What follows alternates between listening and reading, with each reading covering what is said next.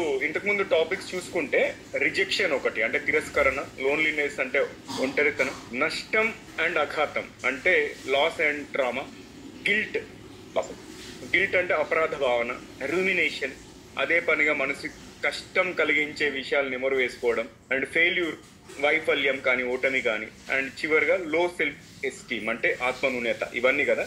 So మనం ఒక్కొక్కటిగా మీరు వివరించండి. ఫస్ట్ మనం ఎక్కడ అంటే తిరస్కారం గురించి, ఒంటరితనం గురించి స్టార్ట్ చేద్దాం. తిరస్కారం అంటే బేసిక్ గా ఒక సింపుల్ థింగ్ అండి. మనం అందరము అదే ఇదేదో ఎంట్రన్స్ ఎగ్జామ్ లో క్వాలిఫై ఉంటారు. అది ఫస్ట్ టైమే క్వాలిఫై అయిపోయారా లేదా మీరు ఒక సెకండ్. నేనైతే నా ఒరిస్సా ఎంట్రన్స్ లో నాకైతే సెకండ్ టైం వచ్చిందండి. ఫస్ట్ టైం నాకు రాలేదు.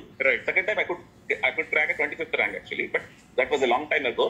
బట్ ఫస్ట్ టైం అయితే అసలు ఏమీ రాలేదు. అంటే నేను చెప్పేది ఏంటంటే రిజెక్షన్ అనేది చాలా కామన్ గా ఫేస్ చేస్తాం. మనం ఒక సెలక్షన్ అయిందంటే ఎన్ని రిజెక్షన్స్ పాస్ చేస్తే ఒక సెలక్షన్ చేరుకోగలండి. ఇవాళ రేపు